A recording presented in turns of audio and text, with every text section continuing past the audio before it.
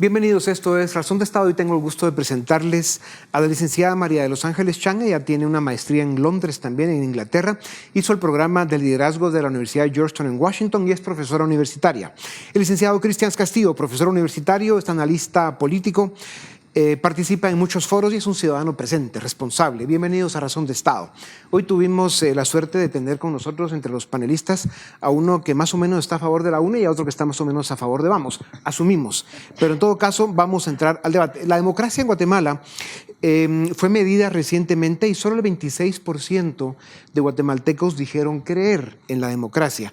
Fuimos el último país en América Latina en el número de ciudadanos que creen en su democracia. Sin duda alguna la hemos hecho pedazos. Especialmente los políticos, con la ayuda de las élites, se han encargado de hacer de la democracia guatemalteca un basurero. Entonces nos encontramos ya a pocos días de la segunda vuelta electoral. Es un proceso electoral que en su segunda vuelta está marcado por la apatía de los centros urbanos. Veremos cómo se comporta el área rural. Dos candidatos que no despiertan, digamos, ánimos suficientes en la población para que veamos pues, un ánimo cívico, ciudadano, que haga a la gente salir a votar. Pero, Marilos, ¿cuál es el riesgo, la amenaza de que la gente no salga a votar según tú? Primero, de que no estamos ejerciendo nuestro derecho, que es un derecho que hemos batallado bastante en tener un proceso democrático y que lo debemos defender, a pesar de que también hemos oído muchos rumores de que hubo fraude. Yo creo que la mejor forma de demostrar que no hubo fraude es ir a las urnas y ejercer nuestro voto. Pero yo sí sería un poco crítica y diría que, precisamente tomando lo que usted decía al inicio de la debilidad democrática, trataría de decir no es suficiente ir a votar. Y trataría de meter unos datos. NDI en el 2016 hizo una encuesta donde decía que el 70% de los guatemaltecos cree que lo mejor que puede hacer para el país es ir a votar. Pero menos del 20% creen o confían en un partido político y menos del 20% participaría en un partido político. Entonces yo creo que sí hay una disonancia cognitiva en el sentido de que queremos ir a votar, pero no creemos en nadie de los que estamos votando y queremos de que sea una democracia, queremos que sea una república, pero ninguno de nosotros nos atrevemos a participar. Cristian, la verdadera arma secreta del ciudadano es el voto, a pesar de cualquier cosa, a pesar de las debilidades de nuestras instituciones y el poco respeto que se ha ganado nuestra democracia por la forma en que la maltratamos, pues nos da ese tema. Pero a pesar de todo, el voto es el arma secreta del ciudadano. Nos enfrentamos a 12 proyectos electorales que, como decía, no presentan mayores entusiasmos, pero si tuvieras que calificar cuál de los dos proyectos es más negativo para Guatemala, cuál puede ser más dañino, cuál presenta escenarios o posibilidades de que Guatemala caiga todavía más profundo en ese laberinto oscuro de una dictadura de partido, de corrupción, de un narcoestado que se consolide, de un estado criminal o de un poder demasiado hegemónico. Y no estoy describiendo a la UNE por esto, pero en todo caso un poder demasiado hegemónico que tenga demasiado control en el Congreso, el sistema de justicia y por supuesto en el Ejecutivo. ¿Cuál de los dos proyectos presenta menos oportunidades para que los guatemaltecos sigamos por lo menos luchando nuestras batallas? Creo que ambos por igual. Si fuera Vamos, tendría el poder sin poder, un poco el escenario de Jorge Serrano Elías, en donde gana la presidencia pero es muy débil en el Congreso de la República y prácticamente tendría toda la oposición en el resto. O sea, hay que votar por la UNE. No necesariamente, porque la UNE efectivamente, como usted lo ha planteado, pudiera estar más interesada no en ganar el 11 de agosto, sino en el 2022 y posiblemente más adelante. ¿Por qué? El posiblemente más adelante quiere decir que la UNE, si gana la elección y si gana y gobierna bien, aquí seremos los primeros en aplaudirlos, pero si gana y gobierna como lo hizo cuando ya estuvo en el gobierno, y lo que trata de hacer es una de dos: cambiar la constitución para que la misma candidata gane y se reelija las veces que ella quiera, o ir instalando una dictadura de partido al estilo del PRI mexicano o del chavismo en Venezuela. Evidentemente, es posible. Esa es la tentación, digamos, y ese es el riesgo más grande, sobre todo porque la tendencia en América Latina es a permitir las reelecciones sin reformar la Constitución, sino a través de sentencias de cortes de ¿Y constitucionalidad. cómo lograrían eso? Porque lo que veríamos sería un gobierno que se gastaría el presupuesto nacional en más programas clientelares, más corrupción, más toma de control de las instituciones, desde el Tribunal Supremo Electoral, que ya más o menos lo tienen, igual que las cortes, y en general los centros de votación más masivos, donde hay gente más pobre y más ignorante. Creo que eso, a la luz de los datos de las elecciones pasadas, no es tan así. Hay tres tendencias que golpean, digamos, el voto duro de la Unidad Nacional de la Esperanza. El primero tiene que ver con el abstencionismo. El abstencionismo es muy marcado en el altiplano y el altiplano norte del país. Además, consistentemente en las últimas 5 elecciones hay una reducción por encima del 10%, en algunos casos hasta el 14% en los votantes de primera y segunda vuelta. Es decir, se cae por lo menos 12 puntos porcentuales los votantes de primera y segunda vuelta.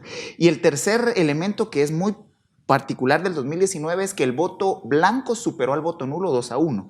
Cuando sumamos ambos votos, estamos teniendo alrededor de 664,000 personas que fueron a votar, pero que están rechazando toda la oferta electoral. Claro, pero el nulo y el blanco pues son eso, nulo y blanco, y ni deberíamos perder tiempo en eso. Pero esas tres tendencias lo que hacen es debilitar la lucha que se va a dar electoralmente entre el distrito metropolitano y la provincia, principalmente Izabal, Alta Verapaz. Si quisiéramos dar un aporte en esta conversación que tenemos acá, pues 3 personas que tenemos el privilegio de más o menos entender nuestra realidad, de haber estudiado y de tener pues un cerebro, suponemos, funcional, que no pasó por desnutrición crónica y que por eso no somos tan fácilmente manipulables, y tuviéramos que dar ese aporte, hay 2 tesis, 2 propuestas. Una, que salir a votar es importante, porque es la mejor forma de defender una democracia y una ciudadanía, y construir una ciudadanía responsable.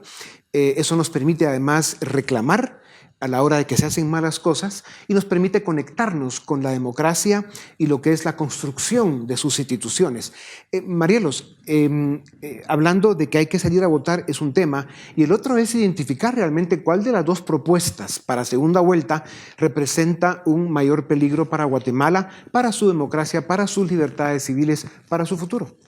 Yo agregaría una tercera tesis, que es lo mencionaba un poco Cristian, la defensa de la Corte de Constitucionalidad, porque sí ha existido varios grupos que han tratado de deslegitimizar la Corte, que al final es como lo que plantea Cristian, es una Corte de Constitucionalidad la que le podría extender o no a una candidata o a un candidato que se quiera permanecer en el poder. Entonces sí hay que tener en cuenta de que no solo basta ir a votar, no solo basta analizar qué es la propuesta más adecuada para lo que necesitamos en este momento, sino también la defensa a la independencia judicial y a la defensa también a la Corte de Constitucionalidad, y tratar de limitar esa deslegitimización que ha venido por parte del gobierno de Jimmy Morales. Pero cuando tú dices no basta ir a votar, digamos, la afirmación puede ser más fuerte, porque lo que estamos viendo es de que en la capital especialmente y en los centros urbanos, donde hay un voto en contra de la UNA y Sandra Torres más fuerte, pues se está especulando que va a haber mucha abstención, por la simple y sencilla razón de que las 2 propuestas pues no encantan lo suficiente. Sin embargo, es muy probable que ese voto cautivo que tiene la UNE por su historia, digamos que no es la forma más legítima o más respetable de ganarse el respeto del ciudadano, pero digamos que lo tienen y en este momento no podemos cambiarlo, pues lo que tendríamos es eso, ¿no? La amenaza de un proyecto político que no sabemos exactamente qué camino va a tomar, y lo que sabemos de ese proyecto y de su historial no son buenas noticias.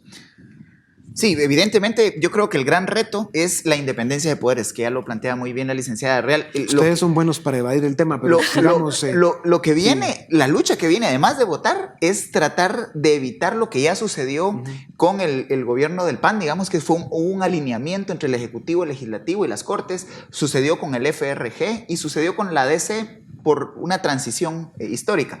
Me parece que obviamente el riesgo para las y los guatemaltecos con ambos proyectos es perder libertades, y me parece que la que más podría caer en la tentación de limitar las libertades, principalmente en la clase media, va a ser Sandra Torres. Sandra Torres no va a estar en el mismo escenario político del 2007-2011, en donde los programas sociales construyeron gobernanza y gobernabilidad. Ya. Ahora, creo que los centros urbanos van a estar en contra. Y además de las clases medias, que es muy cierto, también vemos en una parte importante del sector empresarial, en una parte importante de la élite económica, una complacencia, casi complicidad con el proyecto de la UNI Sandra Torres, porque además tienen poca memoria y siempre ahí lo que hay es intereses de corto plazo y da la impresión pues que hay eso, ¿no? Un acomodamiento ante la posibilidad de ese proyecto les podría dar una muy desagradable sorpresa. ¿Tú qué piensas de eso? Yo le agregaría un poco. En el último foro, igual Alejandro Yamatei hablaba sobre limitar la libertad de poderse manifestar y a mí eso realmente me preocupa. Obviamente no tenemos la versión de Sandra porque Sandra definitivamente no se ha querido presentar a ningún foro y eso ya implica de que la rendición de cuentas no va a existir con ella. Y que ya vimos que previamente hubo un limitar la libertad de expresión con el periódico. Entonces sí vemos en ambos muchas posibilidades de seguir limitando nuestras libertades políticas e individuales y para mí eso es preocupante. Por eso cuando hablo de no solo basta votar, también tenemos que asumir que si la democracia es débil en nuestro país, tenemos que hacer un esfuerzo extra en hacer que nuestros partidos por los cuales nos sentimos afines rindan cuentas. Yo sí creo que la gente puede cambiar, en que esa impresión que tenemos de Sandra Torres de ser una persona con una cultura autoritaria y que además su historial lo confirma, pues a lo mejor y da la sorpresa si gana, pero digamos, si llega a ganar, ¿qué puede hacer una presidenta que tiene más de 20 denuncias penales, un antejuicio pendiente por delitos de financiamiento no registrado y asociación ilícita? Su partido no pudo explicar más de 20 millones de quetzales en la campaña electoral pasada. Y luego, pues, digamos, es una suma de problemas a lo cual se agrega que el Tribunal Supremo Electoral y las Cortes debieron anular su inscripción. ¿Con qué legitimidad puede ganar una elección una candidata con esas características? Con la misma legitimidad con que ha gobernado Jimmy Morales, casi nula. Digamos. Bueno, pero ya terminó. Estamos hablando de aquí en adelante. Pero le golpeó frontalmente la credibilidad de la presidencia, no del presidente, de la institución del Ejecutivo, de la presidencia, se ha debilitado profundamente. Y quien gane, ya sea Sandra Torres o Alejandro Yamatei, va a tener que recuperar la credibilidad de una presidencia que se ha venido desgastando desde Colom, desde Otto Pérez Molina, pasando por Alejandro Maldonado Aguirre y Jimmy Morales. Es decir, hay que recuperar la credibilidad de la instancia del Ejecutivo, pero además me parece que es necesaria una claridad para la conducción del país. Y vuelvo a insistir en la agenda de interés nacional, en la agenda mínima de temas de interés nacional, planteado por la universidad como agenda estratégica, planteado por el Foro Guatemala como una agenda mínima de país. Sin eso, gane quien gane, va a caer en la tentación de gobernar por usar el poder y no para orientar estratégicamente el desarrollo nacional. Creo que Sandra Torres podría tener el gran acierto de que al ser la primera mujer presidente pudiera sentar las bases de un desarrollo real para el país y poder generar y construir consensos. Esa afirmación pues tiene una serie de premisas, digamos, sin fundamento, inexistentes totalmente.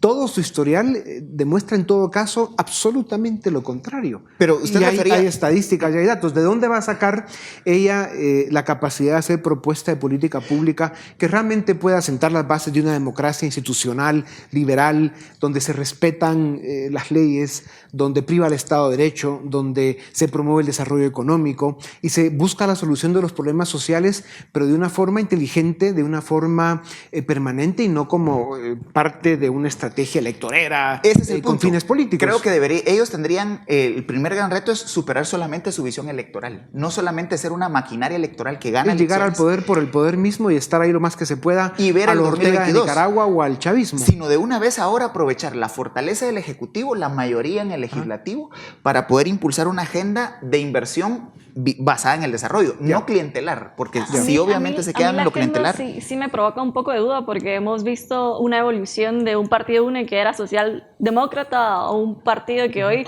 no sabemos qué ideología es, porque un día es progresista y otro día es ultraconservador. Hoy vemos que ahora está a favor de la iniciativa 5272.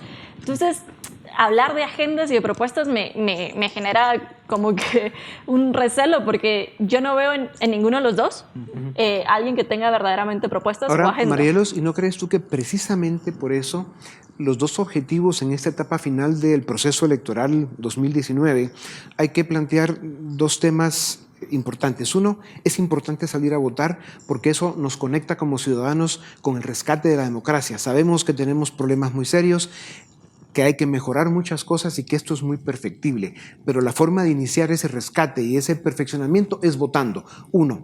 Y dos, hay dos opciones, que las dos tienen problemas. Hay que promover que el ciudadano, aunque no le guste, vote por la opción que analice que representa un riesgo menor para Guatemala, que al menos le permitiría seguir luchando, dando batallas para ir construyendo y mejorando de verdad su democracia, y no que tengamos el riesgo de un grupo político que lleva muchos años intentando llegar al poder y que va a tener la tentación de perpetuarse y de quebrar todas, digamos, las libertades y derechos que nos ha costado tanto ganar y que probablemente eso pues atrase a Guatemala no una sino varias décadas. Esa es la amenaza. Aquí pues no vamos a ser, digamos, fantasiosos en inventar teorías conspirativas o ni siquiera es cuestión de pesimismo u optimismo. Hay cuestión de datos, de experiencia y de posibilidades de futuro. Entonces, ¿cuáles son los dos temas que tenemos que promover en estos días finales previos a la segunda vuelta? Primero, lo decía muy bien la licenciada, la propuesta de desarrollo no va a venir de ninguna de las dos opciones. Lo que quieren las dos opciones es llegar al poder, ganar y mantenerse y expandir el poder. Eso creo que la agenda de país va a venir de las élites, de acuerdos y consensos en las élites. Estamos amolados. Hablando de élites, porque ya hay propuestas. Hablábamos, digamos, que hay propuestas ya sobre la mesa.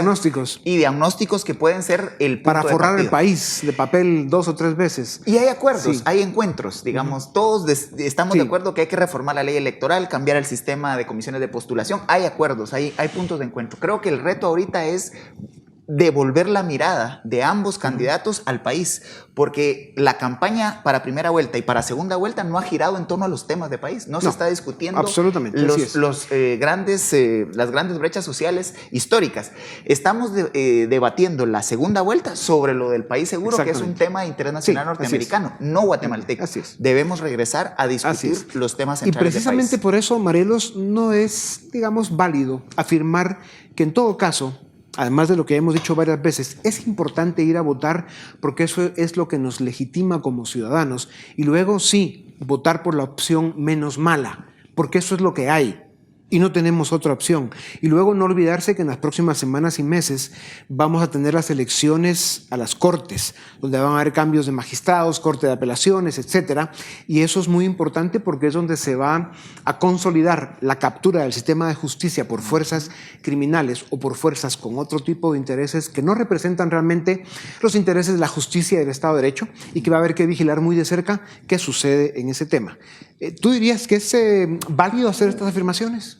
Son válidas, pero creo que igual se quedan un poco cortas, porque creo que hay dos compromisos. El compromiso de las élites, que es encontrar la agenda mínima, y no solo me refiero solo a élites económicas, sino a élites políticas y académicas, y que nosotros en los videos de Plaza Pública, ni sí ni no, hicimos un recuento de las propuestas rescatables y nos dimos cuenta que la mayoría propone lo mismo, ¿verdad? Entonces realmente solo es tomarlo y hacerlo. Y después está el compromiso ciudadano, que no solo es ir a votar, sino también, como decía, exigirle a nuestro candidato que quizá no pasó a segunda vuelta o a nuestra candidata que quizá no pasó a segunda vuelta, que todavía tiene oportunidad en el Congreso. Y estas leyes que hablamos de ley de servicio civil, reformas a la ley electoral de partidos políticos, necesitan pasar, porque lo que estamos viendo es de que son partidos políticos con estructura territorial las que están ganando, y no están ganando los que tienen una verdadera propuesta. Claro, que son producto de lo que hemos llamado el fraude estructural que tiene nuestra democracia, ¿no? Que no es un fraude el día de la elección, sino todo eso que se viene haciendo a través de los años para manosear la democracia en Guatemala. Pues estamos a pocos días de la segunda vuelta, hay algunos trackings que se están haciendo, veremos algunas encuestas que se publicarán, pero si tuviera que hacer un pronóstico, ¿quién gana la elección? El Partido Verde. el partido que más votos saque. Cristian. Creo que la une con una distancia corta, y eso después de la segunda vuelta va a implicar retos importantes para la gobernanza en el país y obviamente para que esa gobernanza genere gobernabilidad, es decir, que el Estado dé resultados. Muchas gracias. Ustedes son dos ciudadanos referente de lo que debe ser el ciudadano y la ciudadana guatemalteca. Así que muchas gracias. También a ustedes gracias. Esto es Razón de Estado.